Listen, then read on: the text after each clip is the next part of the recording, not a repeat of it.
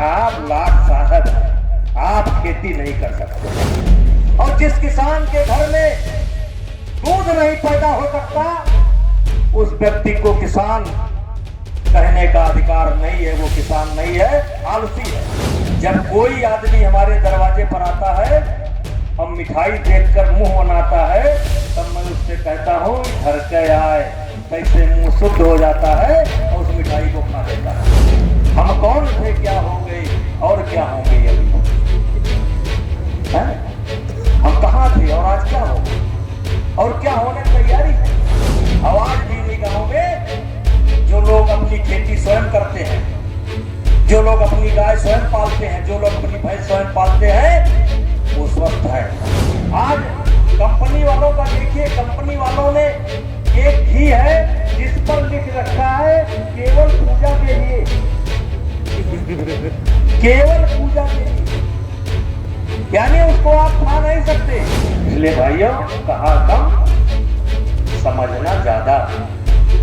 आपके बारे में कोई नहीं सोचता है, सब बड़े लोग अपने अपने बारे में सोचते हैं, अपने फायदा के बारे में सोचते हैं, अपने नुकसान के बारे में सोचते हैं। तो मुझे संतोष है, मैं 2-4 लाख रुपए महीने का घाटा इसलिए सहता हूँ कि कम से कम मैं अपने दरवाजे पर किसी को जहर नहीं खिलाता हूँ, मिठाई खिलाता हूँ। थोड़ा दिमाग लगाने की जरूरत है। वैसे हमारे गोंडा जिला में पकड़ बहुत गई, ये हमने अभियान चलाया, पकड़ बहुत गई है, बच्चियां बचती नहीं है। आपके लिए नहीं बैठी है, आपके बच्चे के स्वास्थ्य के लिए नहीं बैठी हैं। आप स्वस्थ रहें इसलिए वो दुकान खोलकर नहीं बैठे हैं, वो नफा कमाने के लिए दुकान खोलकर बैठे हैं। तो कम से कम इतना तो आप और हम कर सकते हैं कि अपना तेल खाएं, अपना दूध खाएं, अपने घर का मट्ठा पिएं। कम से कम इतना तो हम कर सकते हैं, क्योंकि हम किसान हैं। और जिस किसान के घर में दूध नहीं पैदा हो सकता, उस व्यक्ति को किसान कहने का अधिकार नहीं है, वो किसान नहीं है, आलसी है। और इसलिए जो लोग भी मेरी बात को सुनते हो, उनसे आग्रह है कि हाँ, नई उम्र वाले कुछ बच्चे भी हैं, कम उम्र वाले बच्चे भी हैं, हम लोग भी बच्चे थे। सुबह उठते थे तो एक खरारा बनता था, खरारा अररी के। पहले हम लोग बाबा दादा कहते थे दरवाजा बाहर दो, फटाफट दरवाजा बाहर देते थे। और हम खुद, मेरे घर के 1 किलोमीटर के बाद नदी पड़ती है, और नदी के 1 किलोमीटर बाद हमारा खेत था, रखौना जिसको कहते, रखा करके रखते थे। हम पढ़ाई के समय 5 बजे गाय भैंस बैल सब खोलते थे और लेकर जाते थे, और 2 घंटा गाय भैंस बैल चढ़ते थे। हम वहीं पर दंड मारते थे, डंड मारते थे, कुश्ती लड़ते थे, और 8 बजे लौट करके आते थे। और आज आप लोग इतना आलसी हो गए हो, नई पीढ़ी इतनी आलसी हो गई है। अब आज पहले देख लीजिए लोग कितना अस्पताल जाते थे, देख लीजिए, बैठे बैठे देख लीजिए। आज के 50 साल पहले क्या तस्वीर थी, कितने लोग अस्पताल जाते थे। तुलसी पत्ता, पता नहीं का चिरौना दुकाव डाल करके, उबाल करके अपना बुखार ठीक कर लेते थे। अस्पताल जाने का मौका नहीं मिलता था।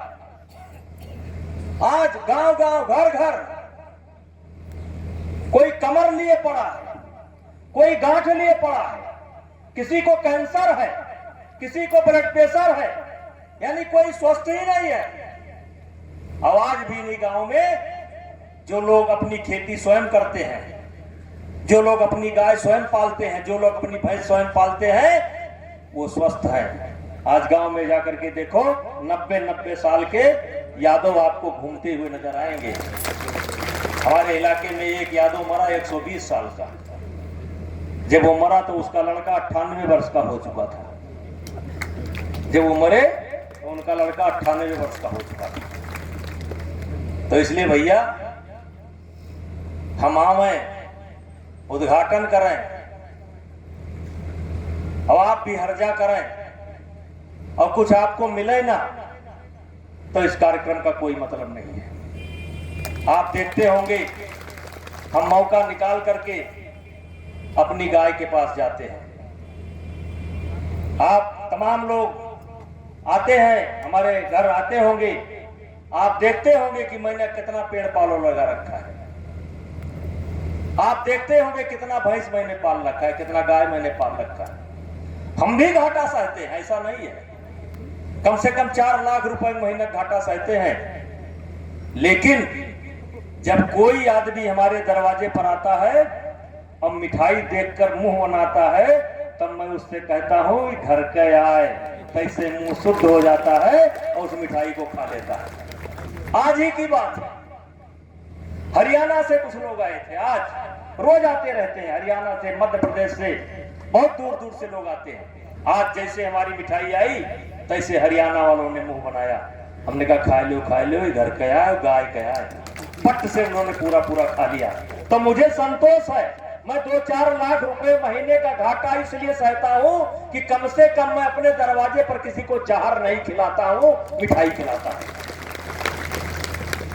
और इसलिए आज के इस कार्यक्रम का मुख्य उद्देश्य होना चाहिए, शिक्षा की व्यवस्था लल्ला भैया ने कर दिया और स्वास्थ्य की व्यवस्था हम लोगों के हाथ में है। और दूसरे का स्वास्थ्य नहीं ठीक करना है, हमारी मदद न करो, हम अपन ठीक कर लिए। आपन ठीक करो, आपन ठीक करो, अपने अपने बाल बच्चन का ठीक करो। हमें न दे 1 किलो दूध, मन कहे कबो एक आध गिलास दे दियो, लेकिन इंतजाम किसके लिए करना है?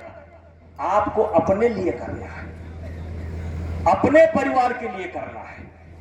तो भैया आलसी मत बनो। अभी हम लोग वो शिलान्यास किए हैं। एक दीपक जो जलाया गया घर का घी था, मैंने तुरंत बोल दिया ये घर का घी है। अब बाकी पेट्रोल था कि डीजल था कि केमिकल था, क्या जाने। अब भगवान को भी मजबूरी में केमिकल चढ़ा करके आ रहे हैं। अपने लिए तो छोड़ दीजिए। आज कंपनी वालों का देखिए, कंपनी वालों ने एक घी है जिस पर लिख रखा है केवल पूजा के लिए, केवल पूजा के लिए, यानी उसको आप खा नहीं सकते, वो केवल भगवान के लिए है, केवल भगवान उसको खा सकते हैं। हम कौन थे, क्या हो गए और क्या होंगे अभी, है? हम कहां थे और आज क्या हो गए और क्या होने तैयारी है। भगवान के लिए हम अलग से घी लाते हैं और उस पर लिखा है पूजा के लिए घी। तो हम दुनिया नहीं बदल सकते, लेकिन आप अपना अपना गांव बदल सकते हो, अपना अपना घर बदल सकते हो कि हम जब चढ़ाएंगे भगवान को तो असली ही घी चढ़ाएंगे, बाजार वाला नहीं चढ़ाएंगे। हम सुधरे मानो जग सुधरा। अगर हम सुधर जाएं तो हमें मानकर चलना चाहिए कि संसार सुधर जाएगा। दुनिया में कौन क्या कर रहा है ये देखने की जरूरत नहीं है, हम क्या कर रहे हैं ये देखने की जरूरत है, आप क्या कर रहे हैं ये देखने की जरूरत है। तो इन्हीं शब्दों के साथ पुनः मैं आप सब लोगों को धन्यवाद करता हूं। अब भगवान की कृपा देखिए, जो गाय 20,000 में मिलती थी, 25,000 में मिलती थी, 15,000 में मिलती थी, अब ध्यान दोगे तो किसी न किसी चौराहे पर मिल जाएगी बढ़िया बच्चियां 15,000 वाली, इसे चौराहे बैठी मिल जाएगी। थोड़ा दिमाग लगाने की जरूरत है। वैसे हमारे गोंडा जिला में पकड़ बहुत गई, ये हमने अभियान चलाया, पकड़ बहुत गई है, बच्चियां बचती नहीं है। पहले तो बहुत दिखाई पड़ती थी, लेकिन ये अभियान मैंने चलाया तब से अब अच्छी बच्चियां नहीं दिखाई पड़ती हैं। लेकिन जो गरीब गुरबा है थोड़ा मेहनत करेंगे तो उनको तो कहीं ना कहीं मिल ही जाएगी। ये बरसात का समय आ रहा, कुछ लोग छोड़ेंगे अभी। और पकड़ लीजिए, पालिए। और दूध से कम महत्वपूर्ण वो नहीं है गाय, वो गोबर। पिछले साल मैं एक दिन गृह मंत्री जी के साथ बैठा था, गृह मंत्री यानी अमित शाह जी के साथ बैठा था।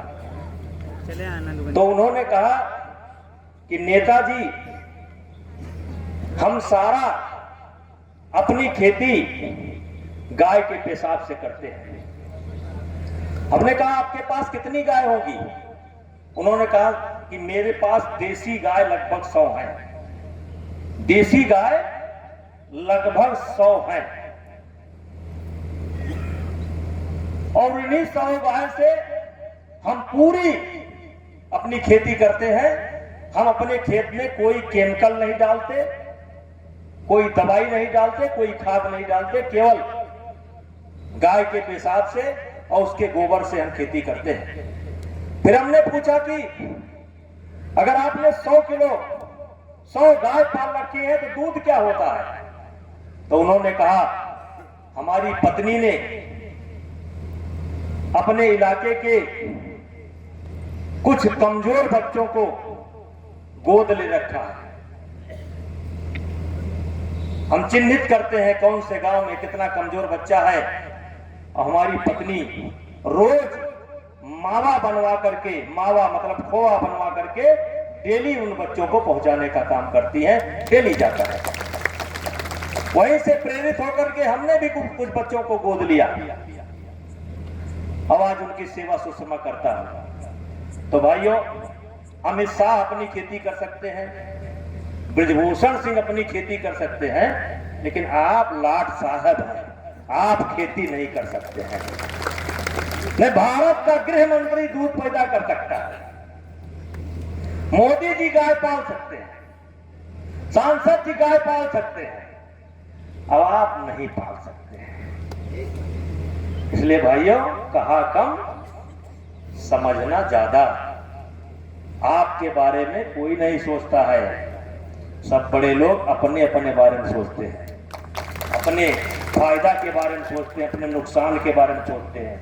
इसीलिए आज नकली तेल बिक रहा है, नकली खाद बिक रहा है, यहां तक कि चावल में प्लास्टिक का चावल भी बिक रहा है। मसाले में सोच नहीं सकते हैं कि मसाले में क्या क्या बिक रहा है।